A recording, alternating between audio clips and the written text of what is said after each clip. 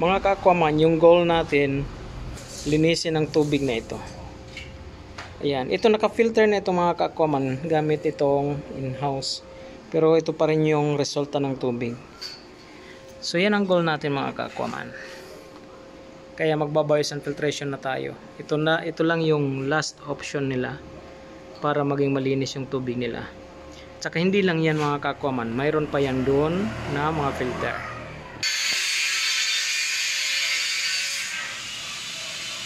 So dito, mayroon isa dito, yung supply nila doon sa taas. Isa dito, at saka isa dito. So nangyari ngayon, ganun pa rin yung quality ng tubig lumalabas dito. Ironic pa rin yung dalawa na yan. Yan, so sa ganitong klase na tubig na mayroon sila, yan,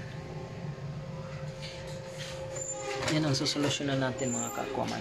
So una, gumawa muna tayo ng platform para doon sa taas. So gumamit tayo ng mga angle bar, depende sa elevation. Ito naman yung mga drum na gagamitin natin para sa ating bias and filtration.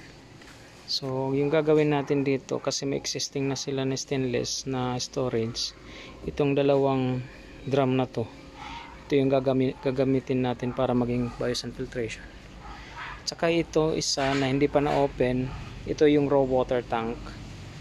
Doon natin ipapasa yung tubig galing doon sa source na mapula pa, tapos yung iron. Kompleto sila ng buhangin at saka yung graba. Pagdating natin, nag-start na si Kojik ng sound production. Yan, finished product na yan mga ka-aquaman. Doon sa tuktok ng building na ito natin ilalagay yung bias and filter.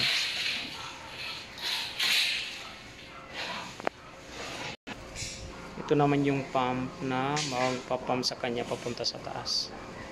So palagi silang nagpapalit ng mga membrane na ganito, tsaka yung ganito. Yan, ironic. So first day natin,